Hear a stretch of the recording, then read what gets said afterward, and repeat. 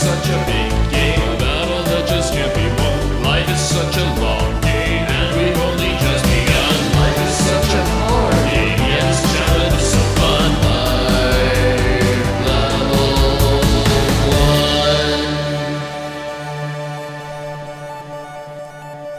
1. Ryan Wakeman.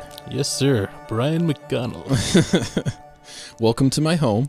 Thank you. It's an awesome little space here. If you guys don't see it, but it's a nice little open area of just like creativity just surrounding you. It's you've got your work. I mean, I don't want to ruin like what you have here. Oh no, dude, I've mentioned many times that what looks like a room that's made for podcasting is actually a basement with a whole bunch of mat space over there, a workout area over here, a grappling dummy named Hufio. I saw that. Yeah, and then concrete walls with some posters of some dudes that are, most of them are dead. Yeah, Chi Masters though, so hell yeah. Yeah, right. Yeah, so welcome to my home. This is my basement. And when I say welcome to my home, I'm pretty much talking about just my basement. I live in the basement now, dude. Oh, dude, I don't blame you. It's a nice open space. You've got your books over there, fridge over there, your computer there, like workout and exercise right there. Why would you leave this area? Well, the number one reason I could think to leave is to get some sunlight. And the number two is to actually go outside and, you know, maybe meet some people, hang out with some friends, that sort of thing. But yeah, you're right. Who needs that shit? Yeah, vitamin D and sunny D. Fuck the sun. So yeah, thank you for coming out here. I didn't even realize it was snowing because, like I said, I live in the basement. But yeah, you drove out here in the snow, and I appreciate it. No worries. Yeah, it's not too bad. And I'm actually hoping the new GoPro setup that I have, that I'm going to be able to catch a time lapse of the stars and have it on a rotating motor slider that'll actually get a nice dynamic to it. And with the snow involved, hopefully there's not too many clouds. But if I get the stars and the snow, the GoPro would be really nice. So I'm pumped. Oh yeah, dude. There's so many different devices that they have for capturing neat little shots. Mm-hmm. Remember before we go into that, actually, I'm going to go into the intro. You're listening to Life Level 1. My name's Bryan McConnell, and I am here with Wakeman, Ryan Wakeman, a good old buddy from college. Howdy, everybody. Yeah. Happy to be here. Thanks for having me. Of course. What I was going to say is, remember the first Matrix and how they did that one shot where they had a whole bunch of cameras on like a quarter of a circle rail, and it would take, you know, I don't know if it did it all at once or if it just did. I think I could be wrong, but I think that they all took pictures at the same time, so later on they could make it look like as if it were going to those like different like those different swan angles. Yep. Yeah. I didn't know if it took them all at the same time or if it did it in like an order, a sequential order. So it was like camera one took one, and then I guess it would have to be all at once if you want like that freeze frame. But yeah, I mean, that's just the way that I would do it, because I'm just like, you know, why not, if you have it on a burst, you know, have 8 or however many shots of like all in the moment, because if it's sequential, if one's off by a millisecond, then it's just like the entire thing's screwed, and especially in a production, if they do it again, blah, blah, blah, how much is it going to cost? Mm-hmm. It's just amazing that they did all of that in 1999. Yeah, it's hard to believe. I mean, look at movies like Blade Runner, you know. That was like the visual effect peak of its time, and it's like, that's actually really impressive for the time it was released. Yes, I haven't even seen it. Neither have I. But everyone ranted and raved about it, and they showed like certain scenes, and I'm like, holy crap, when was this released? And but I've never watched the whole thing through. Yeah, I haven't seen the whole thing either. I've seen clips, of course. That's the pretty neat thing about YouTube, is you can just, you know, go on there and check out some cliff notes of the movie that you didn't catch, or whatever show it is. I watch so many trailers, but I don't watch any movies or shows anymore. And part of me wants to start doing that again, because I feel like I need to start living my life.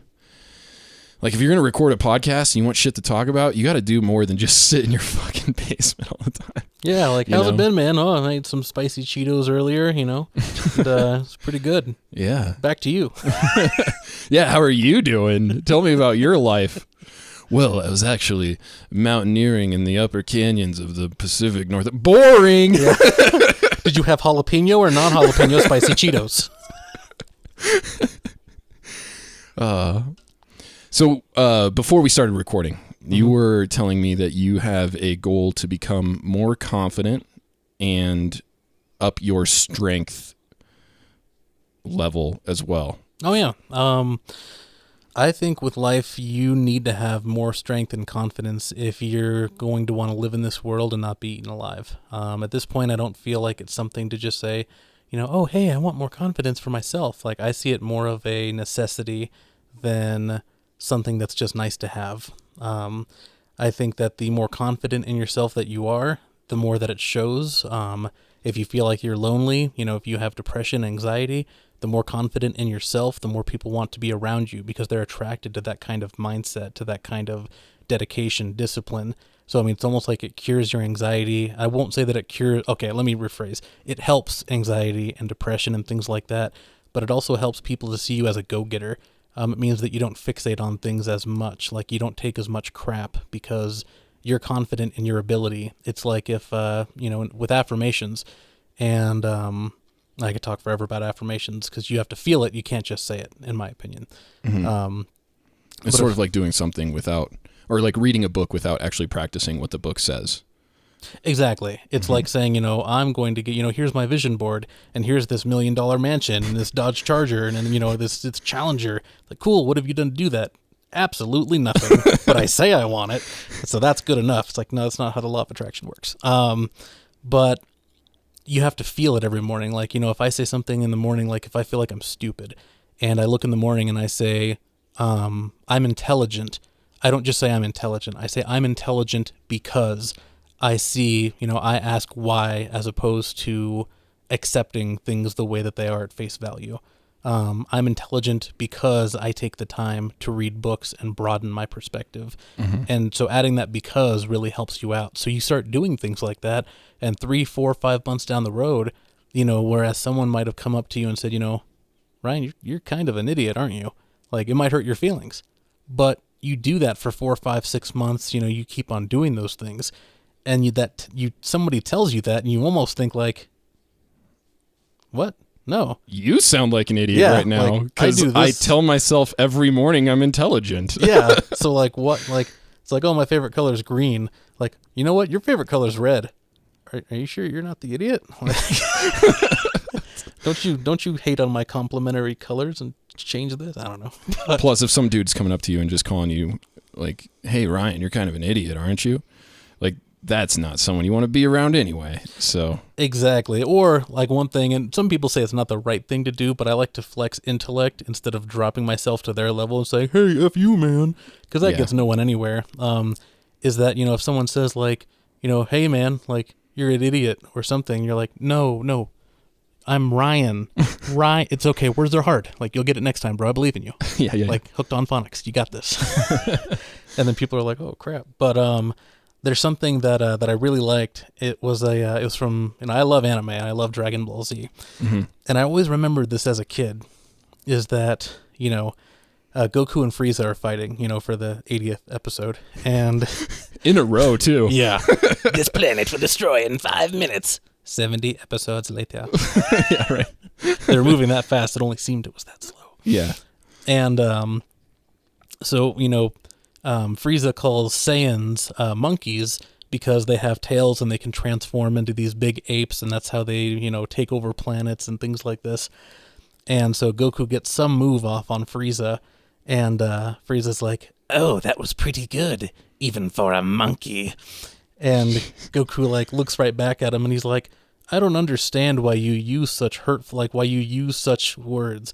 The only thing it really does is define your own fear and ignorance." He's like, "But I guess that makes sense, because name calling is your best attack." And I was like, snap. "Oh, damn." You just got burned. Right? And I love Frieza. Start calling you Hida. So stupid. But I remembered that because, it's like he didn't drop himself to that guy's level. He just called him out on his nonsense. He's like, look, you're hurting. I get that. You're fearful. You're ignorant. I'm going to call you on that, and then I'm going to burn you by saying your best attack is name calling. It's like, my God. So that stuck with you from early childhood? Oh, yeah. Like, you know, becoming an adult and, like, you know, getting more experience, and you kind of meet, you know, great people in life, you meet more terrible people in life. And I'm not going to pretend like I've always kept to that motto. But typically I like to stick to that is, you know, remembering not to drop to someone's level, because that just gets you nowhere. That gets no one anywhere, so that it's pointless. Yeah, I very much like that idea of not dropping to someone's level, in quotes. And the reason why is because, you know, you just said that there are great people and there are terrible people. And although I do agree with you to some extent, I also believe on some hippy-dippy level where I'm kind of a little bitch and the world is made of rainbows and unicorns and sparkles are everywhere. I kind of believe that everybody has value. Everybody can bring positivity to the world if either they just make a few minor changes to address that and then focus on the future, or if there were a few minor changes done to them in the past that were more positive. So I guess what I'm saying is people that some people would consider terrible, in quotes, are actually just in pain, or they've experienced enough trauma that they are expressing that trauma towards others. It's true. And it's and one thing that I've painstakingly learned, if you're emotionally intelligent enough, like, you know, anyone out there, that you can see why somebody is the way that they are. Because I don't like to accept things at face value. If someone says, you know, oh, I'm mad, or I'm just that way, it's like, no, you're not. Like, something affected you at a younger age, or at, you know, 2 or 3 years ago, and then you started working against that because this thing happened to you, and then that became a habit over time because it was a bad coping mechanism, and over time that habit became a characteristic, or a characteristic quality, and over time it's like you just focus on the negative. It's like, oh man, it's a shiny day outside. Oh man, like, yeah, there's gonna be so many people at the park. This is gonna suck. Yeah. And it's like, why are you focusing on that? A lot of people think that they're trapped in that, and I've tried to ask people, and they almost look at me bewildered, like a deer in the headlights. Like, dude, you're overthinking. Like, just stop. I'm like, it's not that I'm overthinking. It's that I like to understand why people are the way that they are. But like, I will say, don't always try to call people on that, because, like, you know, if someone says that, for example, one of their love languages is quality time, and then you find out later on that, you know, their parents weren't always around, and, you know, they say, oh, my mom or my dad, you know, they weren't always around, and, you know, I really enjoy people around because it makes me feel loved, and, you know, all these other things. And later on, you can't tell that person, like, oh, that makes sense. Like, your parents weren't around, so that's why one of your love languages are probably quality time. And while that might be true, people don't want to hear that. Yeah, and there may be a successful way to approach that sort of conversation, but it's going to take a lot of trust, a lot of time, a lot of, in quotes, love. Yeah, it kind of all comes back to the affirmations thing. Like, those sorts of people that are, you know, getting pissed that there's going to be a lot of people at the park on a nice day are not likely the type of person that's looking at themselves in the mirror and loving what they see. Exactly. And I kind of want to get back to the confidence conversation. Oh yeah, I might have gone off topic. My bad. No, all of this fits in. Okay. Yeah, just be confident. No, I love the idea of confidence. Or, I mean, I love the idea of talking about confidence and promoting this idea that confidence is the number one quality that a human being could have, because I truly believe it. And what's sad is I didn't really believe it, or I didn't recognize it, I guess, until kind of, I want to say recently. And by recently, I mean probably within like the last 4 or 5 years, you know, since I've, you know, really been focused on being a father during the time that I had kids, you know. But confidence in high school, when you're trying to find a girlfriend, or in college, when you're trying to find a girlfriend, it seems like you always hear that the number one quality is confidence. When it comes to bettering yourself by, learning a new hobby, for example, which can be very intimidating, putting yourself out there and trying something new and sucking at it, realizing that you suck at it, the number one thing that can help you throughout that process of developing that hobby and getting better at it is confidence. I've been sketching a lot lately, and when I'm sketching, sometimes I have a good underdrawing, for example. Sounds pretty sketchy to me. Yeah, right? Sorry, go ahead. So I have a good underdrawing, and I want to ink it. Yeah, you can fix anything in Photoshop nowadays, but sometimes if you want like that good quality piece of art on paper, you got to take that risk of moving the pen from this direction to this direction, or whatever utensil it is. And sometimes that you're not very good at going in a certain direction. It's probably going to turn out wiggly. Well, you just got to do it. And if that line fucks up and it ruins your whole drawing, you know what? All of that was just fucking practice anyways. Yeah, exactly. Focus on the next drawing and get better and better. And then after that, focus on the next drawing. And you're going to look back 100 drawings later and you're going to realize, oh shit, this is garbage compared to what I'm doing now. Why did I care about it so much then? It's because you were young and you didn't really know any better. You hadn't developed that confidence and, that practice of hand to get to the point where you're at. And then with parenting, I believe that the number one quality that you can bestow upon your children is confidence. Big time.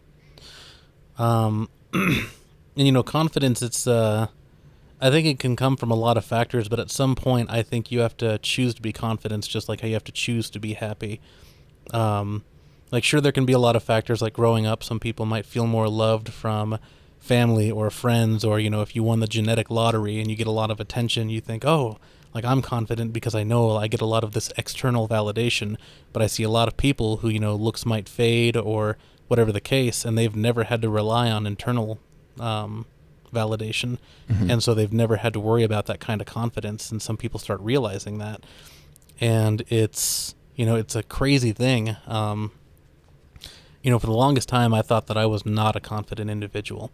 And I talked to my grandma one day, and, and I'm not saying that, well, my grandma said I was confident, so it must be true. Because, they'll say whatever to make you happy. But she said, oh, no, like, you come off as, like, really confident. Like, what do you, like, and it wasn't even, like, I didn't ask her about if I was confident. It just came up. And she was like, no, like, she said something that was just contrasting, like, how confident I come off as a person. But I also felt like part of that was like, it was almost pseudo-confidence. Like, I was really good at playing a role of like, oh, hey guys, yeah, what's going on? Yeah, no, dude, we're going to have so much fun today. It's going to be crazy. Like, oh my God, I'm so excited. And like, but on the inside, I'm just like, I'm dying inside. But go ahead. Oh no, I was just going to say, I think even the most confident of the confident people have those moments where they think that they're not confident. They have that imposter syndrome about them. Oh God, yeah. And I get it all the time, man. I think everybody does. I really think everybody does. And it's one of those things where it's like, what are you thinking? What color do you see? I see green. Do you see green? Is the same green that you see the same green that I see? It's kind of one of those things. Like, yeah, you look confident because you got the wonderful genetic roll of the dice. You rolled a nat 20 genetic wise. But are you really confident? I would say no. I would say probably not. I think most people are not confident. They're just kind of faking it until they eventually do, I don't know. Either hit a wall or fake it till they make it. Yeah, kind of fake it. Yeah, they fake it right into a wall, or they do develop some sort of confidence that is fake because on the inside they're still scared, but they're projecting this image that they're not. It's true. I mean, maybe that's what confidence is. Maybe confidence isn't necessarily a thing. Maybe confidence is actually just appearing like you lack fear, when in reality everybody's afraid. I think everyone's afraid, and I think that honestly the biggest thing about confidence is that if you are 100% comfortable with who you are, to me, that's confidence right there. Yes. Like, people aren't afraid to ask that, question that they think is going to sound stupid. They're not afraid to fail. They're not afraid to look stupid. They are completely confident and competent in their ability because they know who they are. They have no problem with it. It doesn't matter if, they are 300 pounds overweight or if they're tiny as a twig. They know exactly who they are. They might know how society perceives them based on everything that we've been, like, brainwashed to believe is attractive and non-attractive and blah, blah, blah. But at the end of the day, I think confidence is just really accepting yourself. Because, I mean, for a long time, I didn't really believe that, like, it was funny because, I had an incident not too long ago where I didn't want to be on the planet anymore. I thought it was dumb. Like, I thought no one loved me, convinced myself everyone hated me, and I was done. I didn't want to be here anymore. And then I had a group of people really come together, and just like when I was at the hospital, I just had these people texting me that were like, hey, if you need anything, just let me know. Like, hey, if you want some food, like, if you just want some company, like, let me know and I'll be there. And all these people that just started banding together, and it, like, broke my heart in the best way possible because I had convinced myself that I was not worthy of love. And I think a lot of people do that, is that you say, I'm overweight, I'm ugly, I'm short, I'm whatever. I like DC more than Marvel. And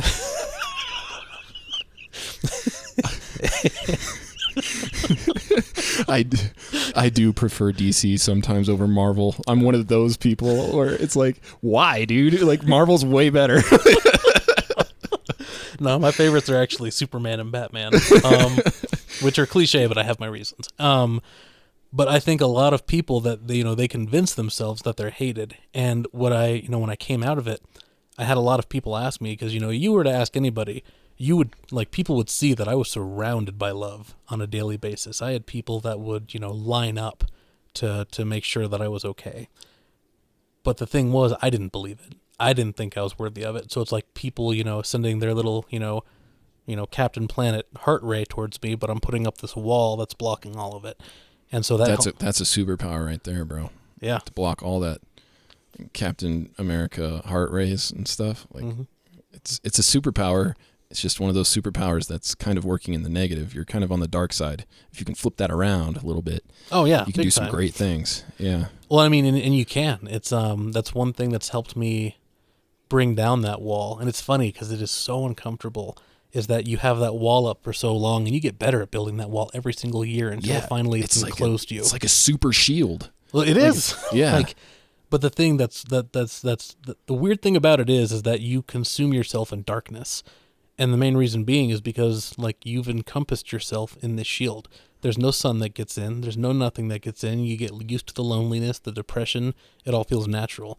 And the moment that you let that light in, it is the most uncomfortable thing ever. And I had to get used to being that uncomfortable a lot. I still have problems with it where, someone will say something a certain way, and I'm like, oh yeah, have a good day. And they're like, oh yeah, you too. Oh shit, they probably hate me.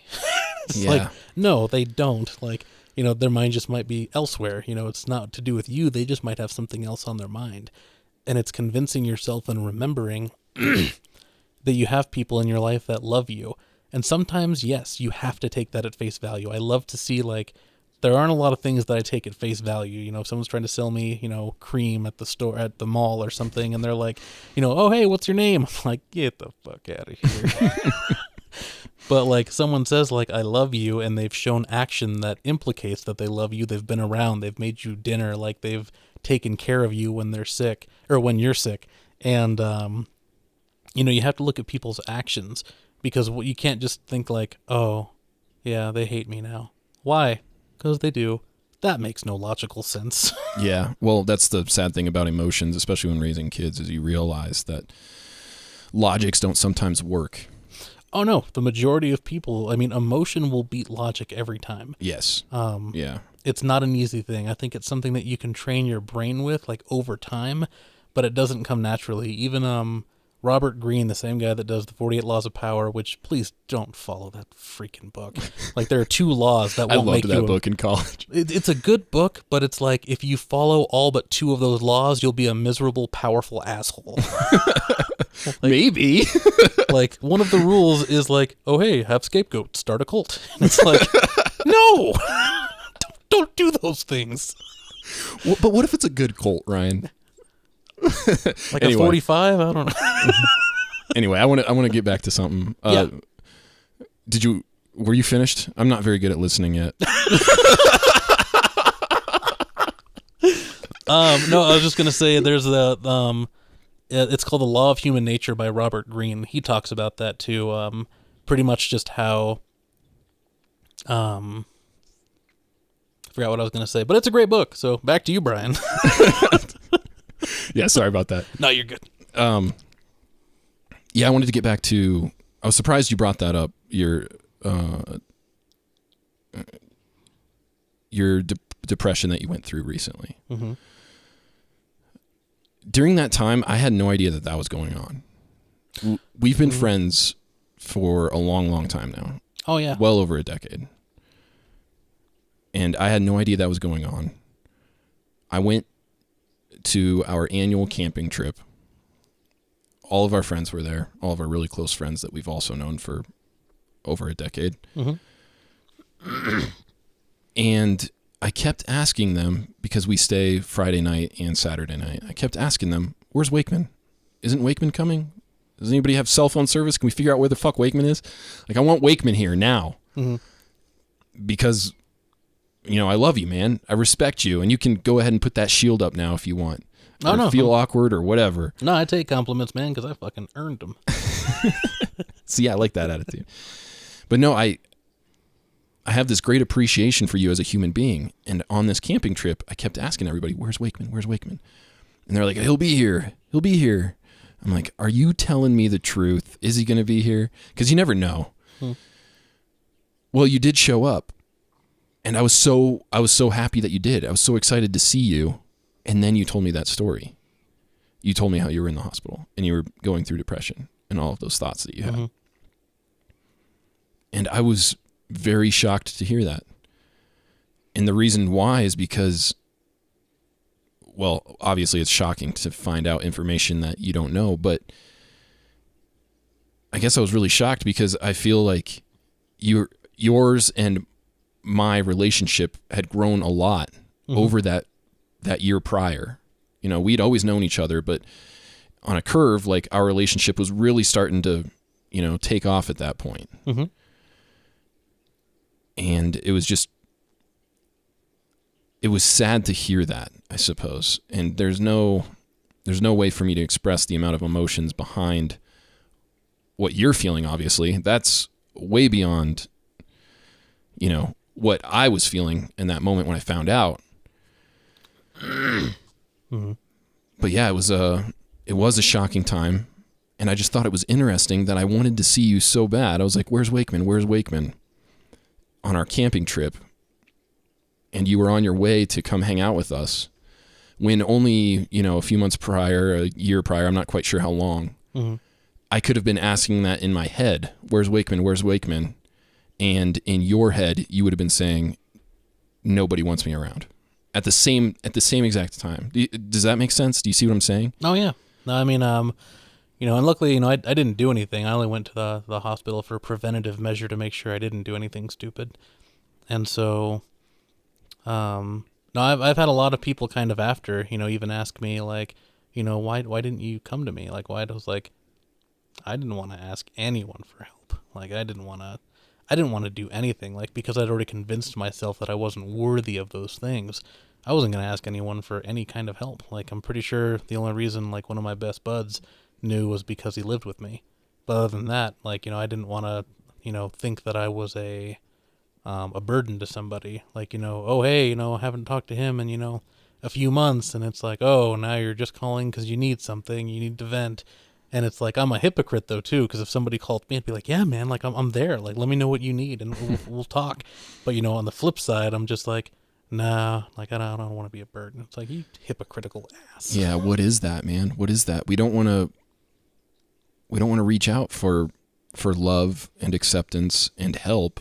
Mm-hmm. We're scared to do that stuff. Yet that's what makes us human.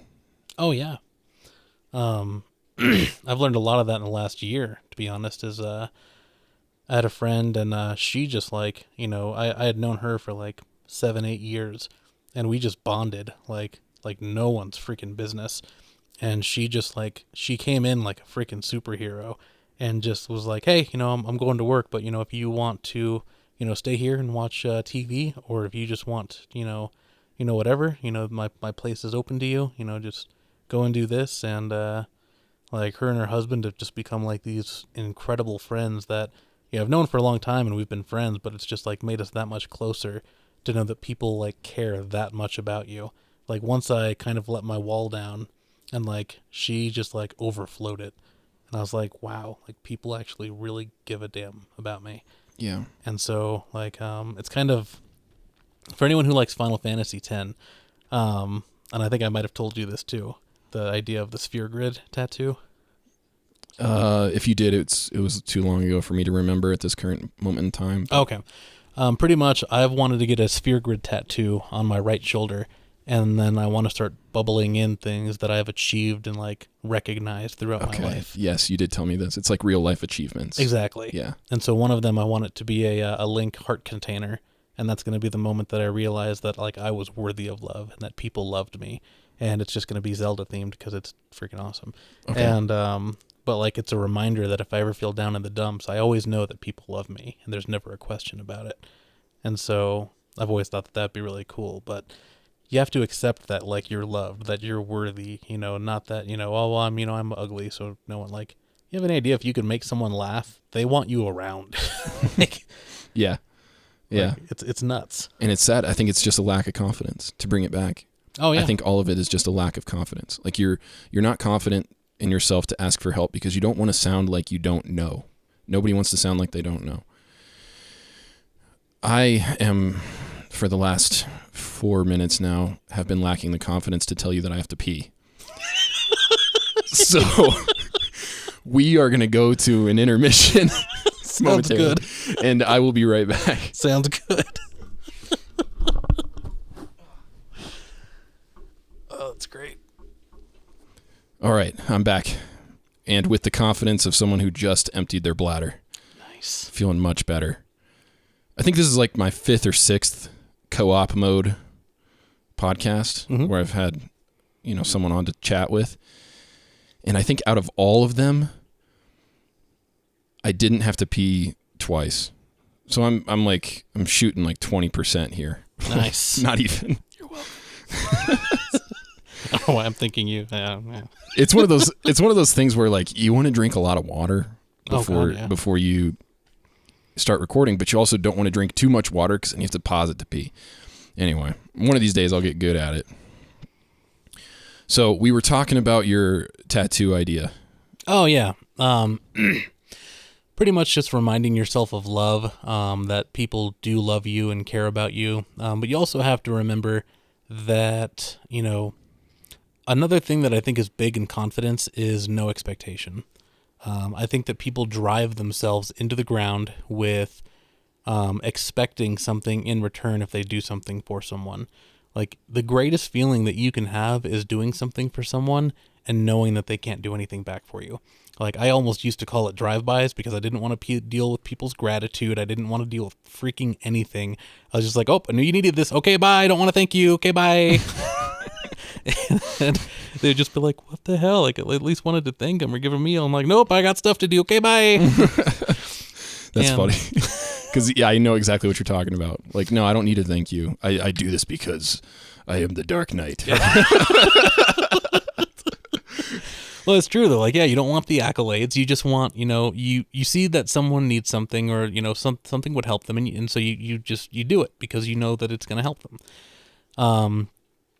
But I think a lot of people get it in their mind that, if you go out with a girl or, a guy or, whatever, like whatever you're into, and then you think like, oh my God, am I going to get that first kiss? Am I going to ruin a moment? Am I going to like, oh my God, like they're not even listening to me. What if I, like, get out of your head. Like, it doesn't matter. Your expectation should be, I'm going out with this, person who I may or may not be interested in, and my expectation is to have a good time.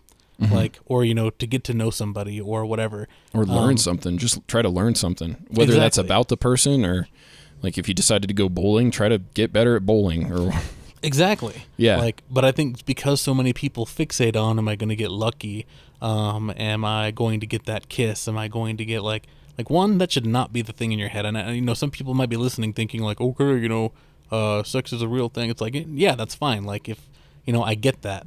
But, like, sometimes you're almost like leading yourself to expectation of disappointment, because if you say, yeah, I can get with this guy or I can get with this girl or whoever, like, and you don't wind up getting some, then you're like, oh wow, this night was shit. And it's like, no, it wasn't. Like, you went out, you had a great meal, you got to know somebody, that should be it. Like, and if they want to talk to you again, great. If they don't want to talk to you again, great. Like, either way, you had a fun experience. Yeah. And so I think it comes down to either no expectation or gauging expectation, I should say.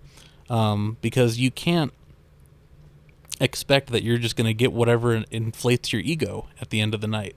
Like, that's not possible. Like, you shouldn't expect what's not going to happen, because not everyone's that way. There might be some people that, like, if they want to hook up with you, or hookup culture, and I hear a lot of that, in Colorado, is that people are like, oh, well, it's hookup culture. I'm like, and that's fine, but that's not what I'm looking for. Like, and I've never heard the term hookup culture.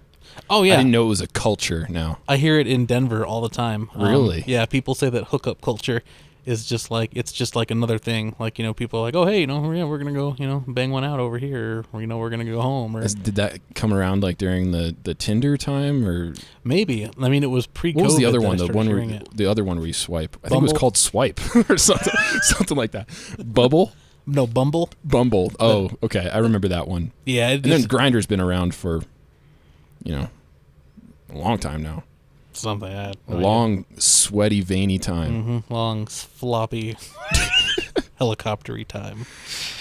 But, I think if people just gauge their expectation, you're not going to let yourself down. Like, one, please, please, please do not gauge how the opposite or the same sex or whatever, do not gauge yourself based on what they think of you or how many likes you are not getting on, on Tinder or on Bumble or on, Bagel Meets Cupid or whatever it's called.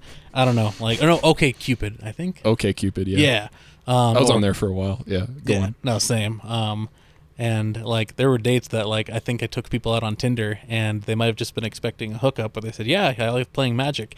And this girl's from the Air Force, and she's like, yeah, I just got out. And I was like, cool, let's go to a Magic the Gathering tournament. And, like, for all I know, she was thinking, like, really, dude? Like, I just wanted to get laid. I'm like, no, man, let's go tap some mana.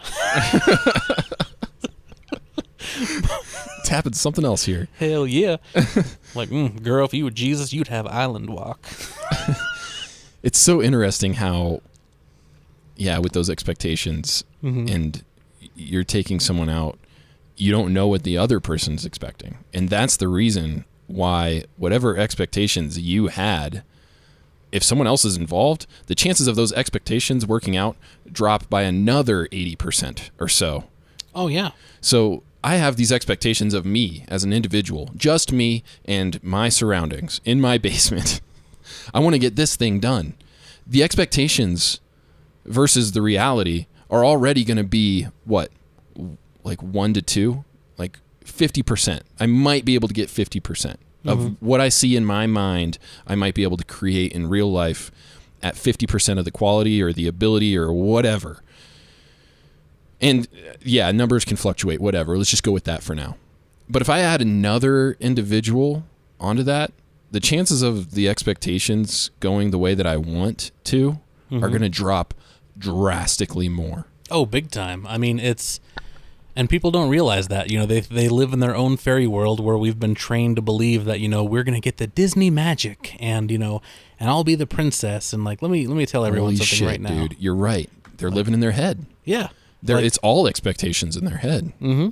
People have been conditioned to believe that they're going to get that fairy tale moment, that they're going to get that perfect grand gesture of a proposal. And it's just like, you don't realize that we live in the real world. Like, if someone loves you enough to want to spend the rest of your life or their life with you, like, count your lucky stars. And I just want to spend the rest of your life with you. Exactly. I love me. Sorry, real fast, I do want to get back to, like, do not compare yourself to these online dating sites, because think about it like this. Like on a good day, like, I'm a souped up Toyota Prius, and I'm going to explain that in a second, is because, like, you know, people pretty much have a catalog of who they want to sleep with. Like, you know, good-looking guys, good-looking gals, they can look at each other and just be like, oh, hey Tiffany, how you doing? You know, oh, yeah, you like that? Oh, my six-pack's pretty good. Oh, you like going on hikes? You know, like every other person in Colorado? Liars. And, like, I like Hot Topic and long walks on the beach and watching Netflix. Like, you don't like hiking.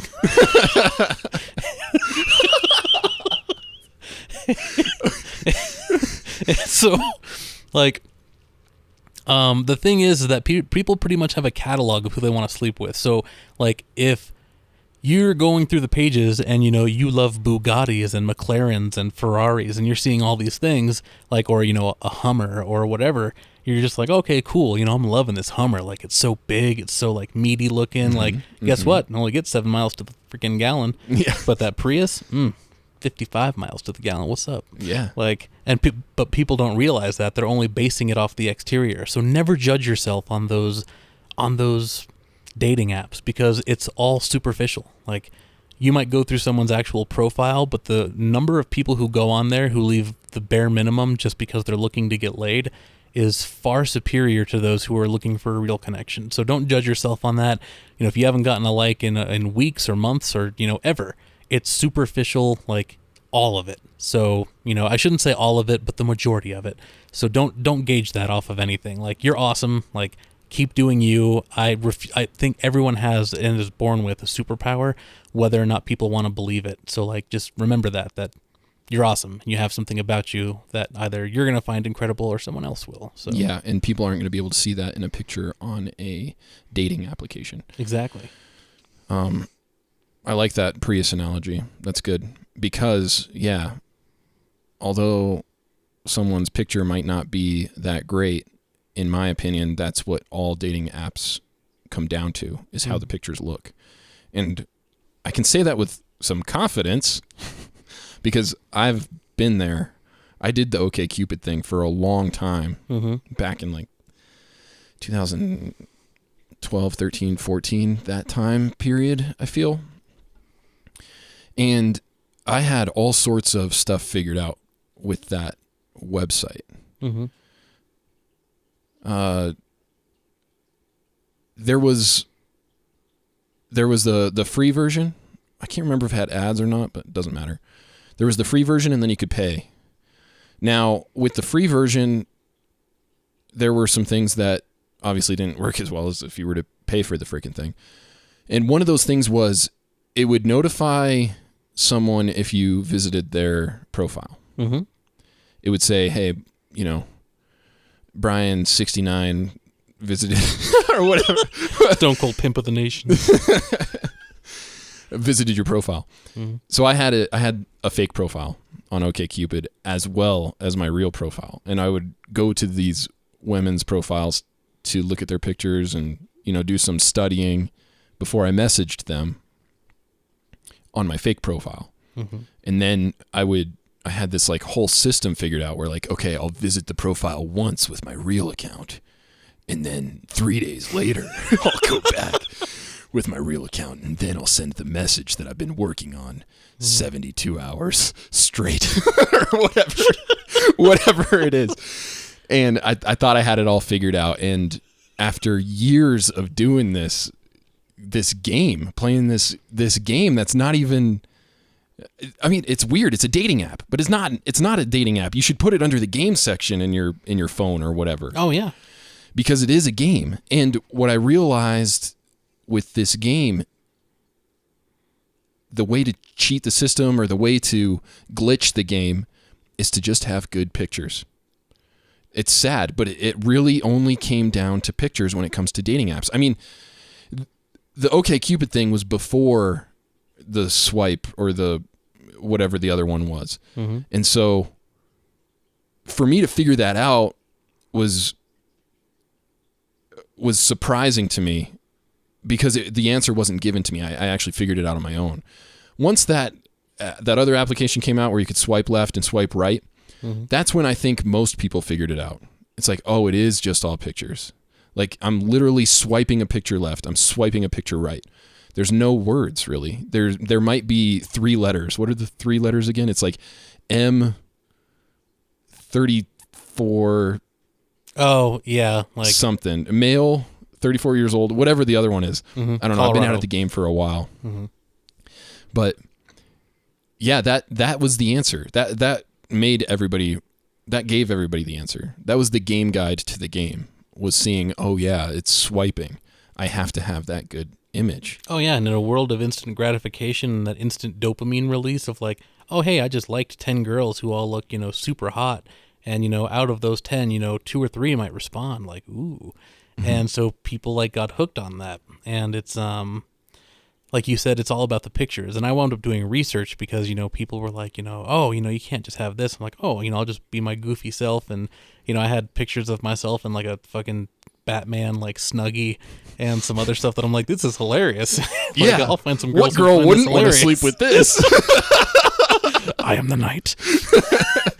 And come to find out, you had to have one picture where like you were dressed up to the nines, one picture with an animal to make you look more personable, another picture of you with other like attractive women to make the other women think like, like just to make them a little jealous that you were with women who they might consider more attractive than them. Like, it's a complete BS mind game. In today's society, everyone thinks that you have to do things a certain way, but honestly, like, just be yourself. Like, I always think it's funny when people say like, oh yeah, oh, she texted you back? Dude, like, wait 10 minutes. Otherwise you're going to look desperate. I'm like, I was playing Pokemon Go while I was pooping and she responded to me. I'm going to respond right now because I don't care. Like, no, like, just don't FaceTime me. But like, like, I just think that those rules, like you said, it's a big game. Like, oh, I don't want to come up as needy. It's like, well, if I was already on my phone and I saw the message and I responded to it, I'm not being needy. But if they think I'm coming off as needy, I really don't care because I still need to poop and beat this gym leader at Pokemon Go. Yeah. What's really funny is all of those people that were around my same age that were giving me those types of advice, the advice that comes out of, it seems like nowhere. Like, where did you come up with that? They didn't know what to do either. Like, whatever they were doing wasn't working for them either. Nope. So it's like a white belt trying to teach someone else how to do jujitsu when they don't even know jujitsu themselves. It's interesting, and you are very correct about it being artificial and just be you. Just be you in quotes, which I actually want to talk about. Maybe we can talk about that after this, but yeah, just be you, or they should like you for who you are. Your dating profile is not you. It's not anywhere close to you. No. It's not even near 1% of what it is that makes you, the essence of you. And yet, that's... And what's also sad about that is people don't even read the profile. Oh, no. Like, they look at the pictures, so they're only looking at a fraction of the actual profile itself, and they're swiping along because there's so many other profiles to look at. Big time. I can't imagine what it's like to be a girl on a dating website. Oh, no, yeah. From what I've understood, they get like sometimes hundreds of messages within a day. But I'll tell you, if I could flex that intellect on there, girls would be like, damn. If we could get a picture of your brain, dude, like imagine a dating profile where it's just like CAT scans of someone's brain. Like, oh my God, you see all that lit left up. hemisphere? Oh, damn. Look at that frontal lobe. I bet he plays music. He's got some good emotions. I can tell that this guy's very, very, very good with his emotions. This guy's a serial killer, but maybe he'll really like the documentaries I watch.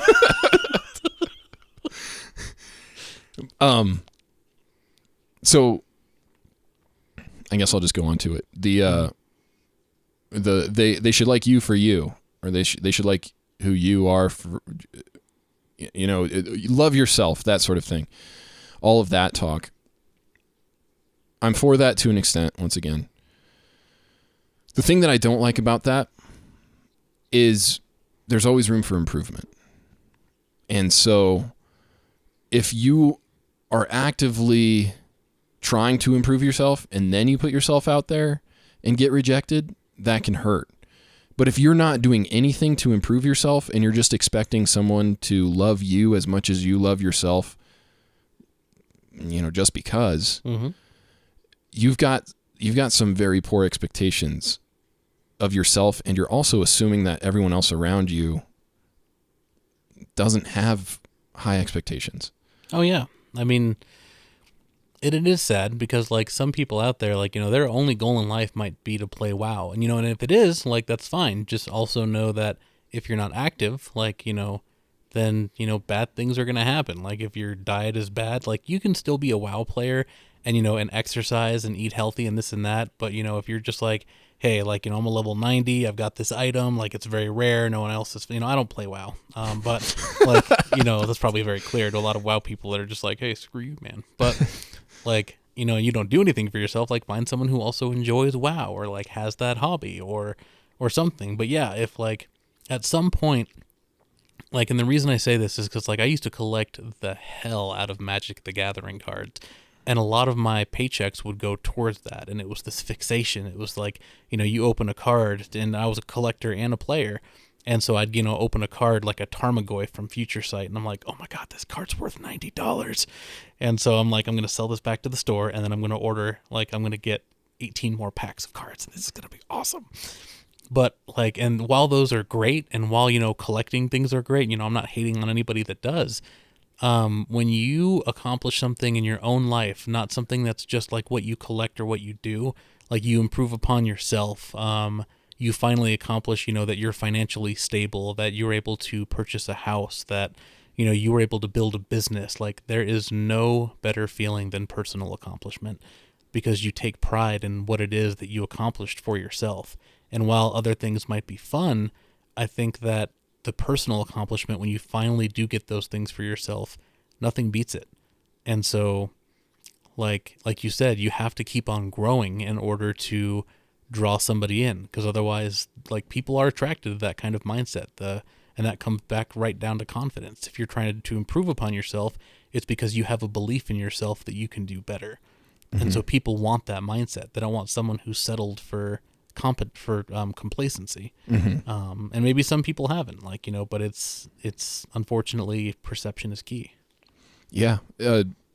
Along with becoming more confident and, just overall a better person, you have to try new things. You have to experience new life challenges. And just like you said, if you are super into WoW, you might want to try to find someone who's also into WoW. I mean, I do believe that it can go the other way. You can find someone who hates the game, and yet those two people could still fall in love. Oh yeah.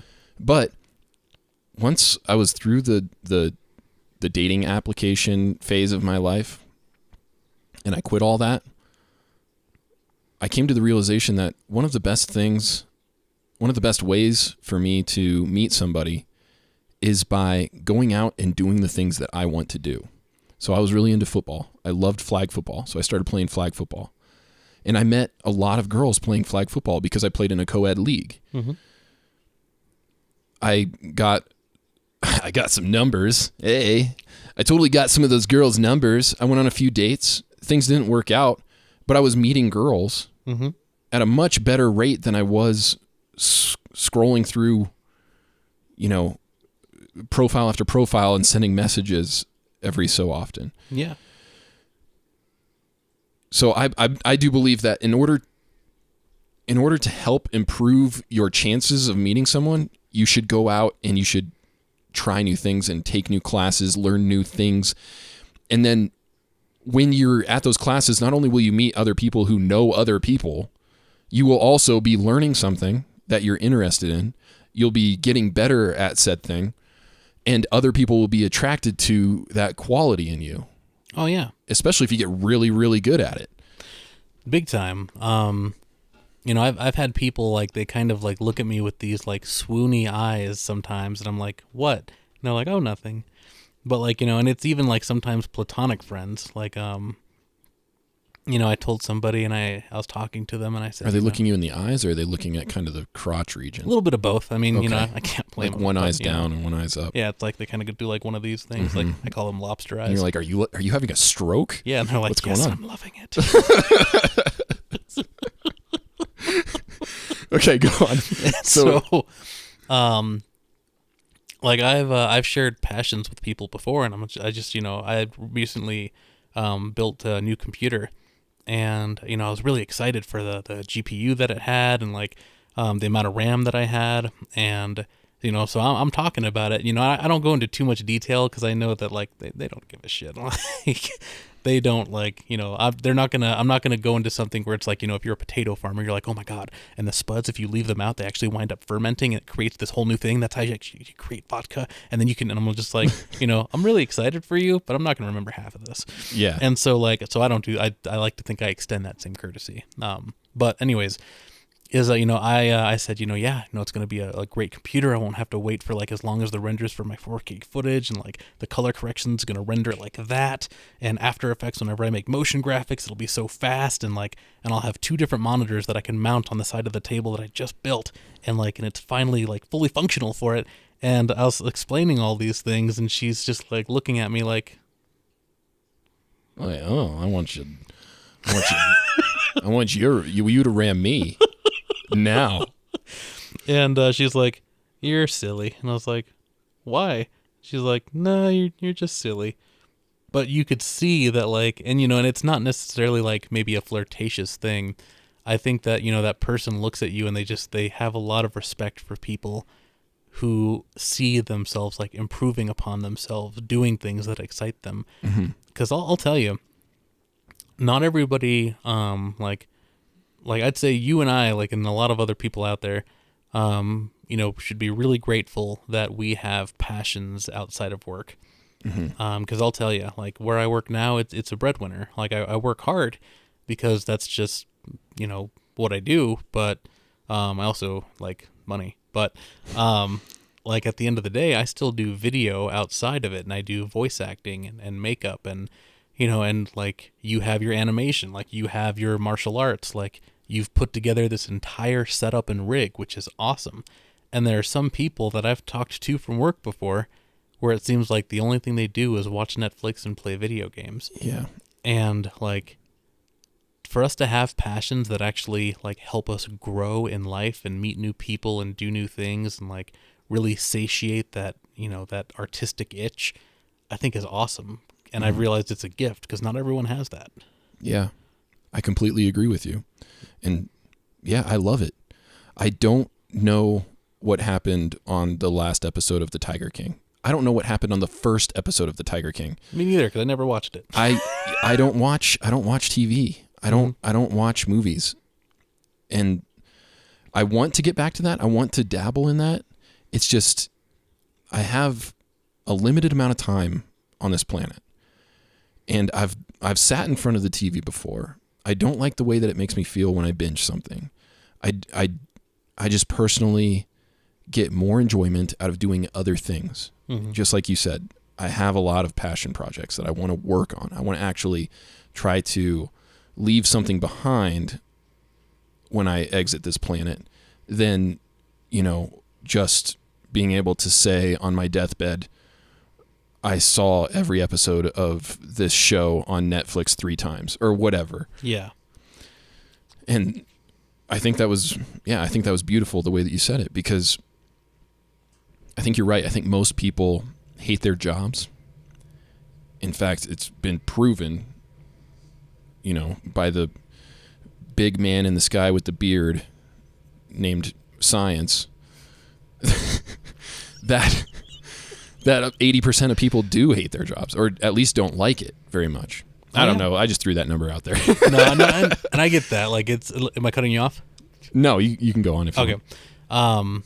No, a lot of people do. Like, a lot of people, they only get a job because they know that they need a paycheck. And I'm sure that we've all ran into that person who just needs a paycheck. They don't take the job seriously. Like, and don't get me wrong, there have been jobs that I've worked where, it wasn't, my goal to be there forever, but I also wanted to learn things. Like, I'd take on jobs that Best Buy because I wanted to learn more about computers and technology and what was recent, and I took a lot away from that. And I think it's important to look at what you can take away from a job, even if it's not what you want to do. But I think a lot of people also don't realize that it's completely within their power to change what it is that they do. Because whenever somebody tells you, oh, I just don't have time, what a load of crap. Like, Yeah. no, like, if somebody says, like, oh, I had 26 minutes to watch an episode of WandaVision, and I did that, I'm like, cool. So what I just heard was there were 3 chapters in that book that you haven't touched in 5 months that you wanted to start reading to understand how to build your business better. And those 3 chapters could have been read today. But everyone is full of excuses, and, God forbid you call them on it, because no one wants to be told that they're wrong or that they're this or that they're that. I think that accumulatively people can do that over time, but because we're in such an instant world of instant gratification, I want it now. I want the Prime service in 2 days, and it's like, that's not how life works. Like, you might not be financially stable, and you might not have the knowledge of business or strategy or marketing until, 3 years from now. But then everyone thinks like, oh, no, I want to be a success now. And it's like, that's not how that works. But people just don't have the patience anymore. Yeah. Yeah, what I was going to say was, although a lot of people don't like their job, there are times where you can do something else. You can decompress from your job and you can work on something else that you actually want to work on. I think the people that don't like their jobs just end up going home and watching shows because they're so depressed from their job and they just want to escape. Oh, yeah. But you can escape in other ways. It's just so easy to escape into a fantasy world that someone else created. But you can create, your own fantasy. You can set a goal and look into the future and say, I want to be this person. And then just start taking steps towards that person, towards becoming that person. Well, there's actually a quote that Luke, one of your previous guests, told me from some other guy that he read a book on. I don't remember the guy's name, but it was live like no one today so you can live like no one tomorrow. And I love Dave Ramsey. Is it? Nice. Thought it was Shania Twain. But anyways, it's so true is that, people in their 20s, and I've been guilty of it, you just think that, life is going to, is just going to go on forever. Like, you're indestructible. You can watch those 7 seasons and binge it in a week, and, and your friends are going to say, oh, dude, you binged that? Man, that was so awesome. High fives everywhere. And,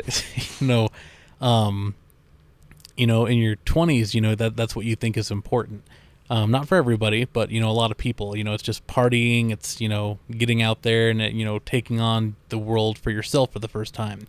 And then, in 30s, people start realizing like, sometimes that, I need to start actually taking my life a little bit more seriously and, eating a little healthier because I don't want to stroke out or have a heart attack, or I need to start investing in what I'm knowledgeable with or my skill set. I need to make myself, more valuable to the working market or whatever. But I'll tell you that there are some people that just, they don't make that realization. Like, and it's one of those things that people think that they're going to be indestructible forever. And you have to start realizing that, like, you are not. You have to make those investments in yourself, whether that's going to the gym or whether that's eating, a salad or, whatever. And I'll tell you, like, if you're somebody who says, like, well, I just don't like vegetables. Do you like living? Like, because you're not going to. Like, I don't always like going to the gym, but, like, I mean, come on. Like, it's like, oh, I don't want that piece of broccoli. It's like, okay, well, have you had your vitamins? Like, ever? No, but I'd like some pizza. Cool. You're going to stroke out in 5, 4, 3. Like, at some point you have to start taking your life seriously. Like you said, we don't have a lot of time here. I think I kind of got off topic, but. No, I'm just, I'm worried that a lot of people just kind of check out.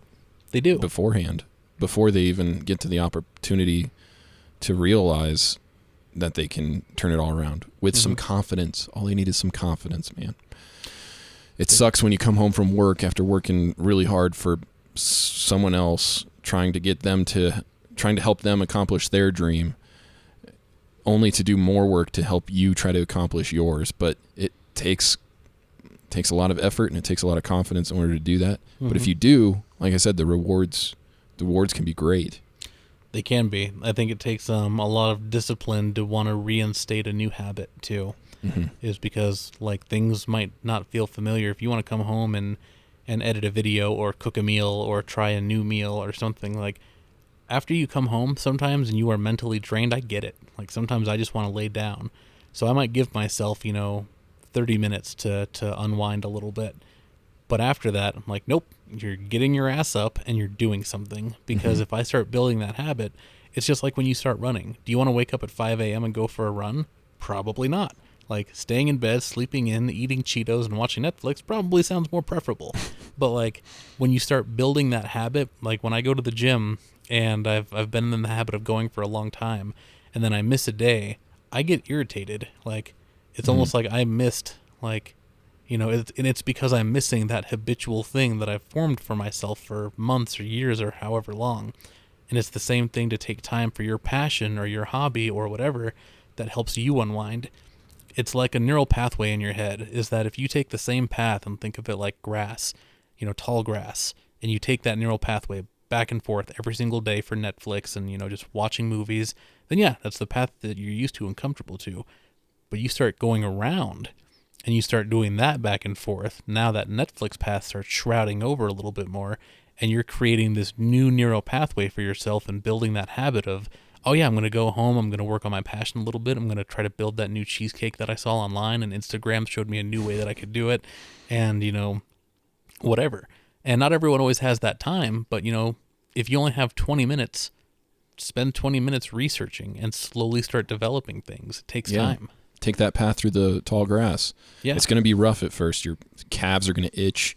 You might get a little bit of like allergy issues with your eyes, and they'll itch too. You'll probably sneeze a little bit. You'll have to find your way because it's not easy to make it through tall grass. I grew up on a farm. I went running through corn one time.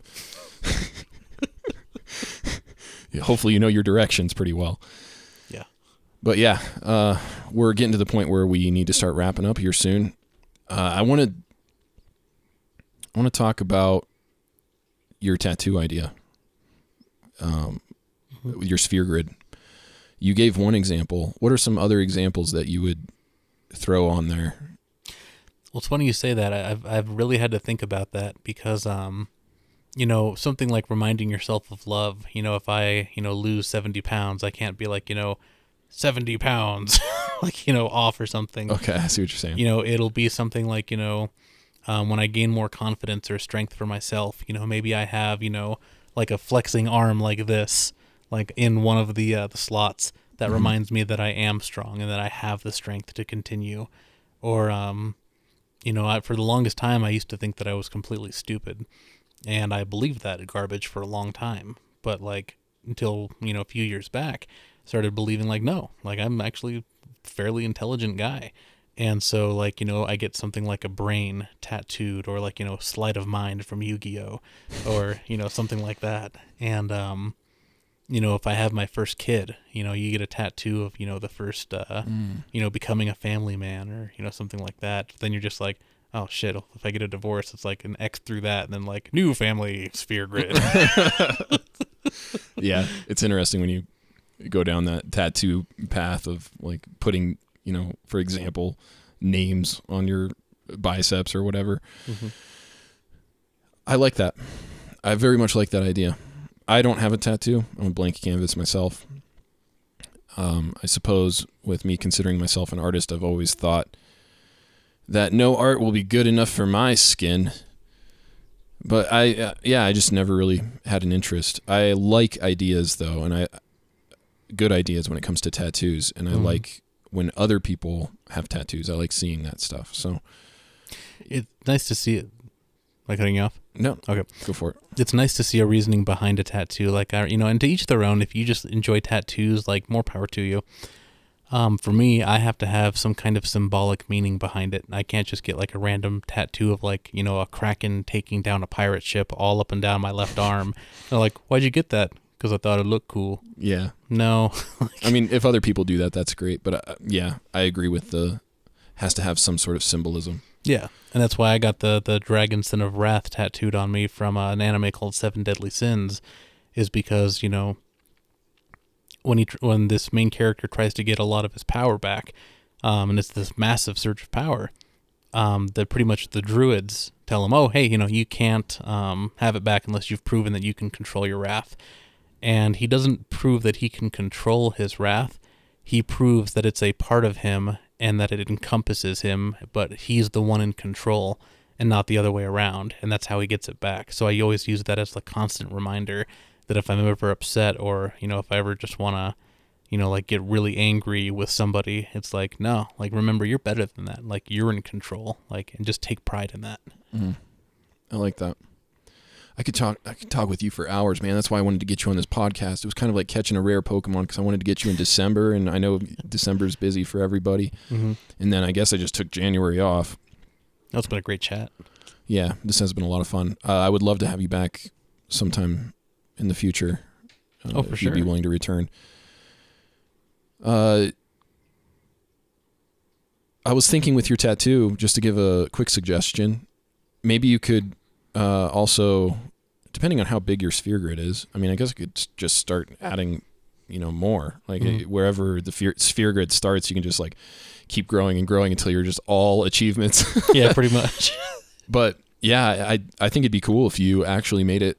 I know you want to keep it somewhat generalized, not have 70 pounds on there. Mm-hmm. But if you want to make it a little bit more specific, but also generalized, you could do different tattoos that resemble different activities or hobbies that you could partake in. I think that'd be really cool. Oh yeah, maybe if you run a marathon or something, you can get 26 point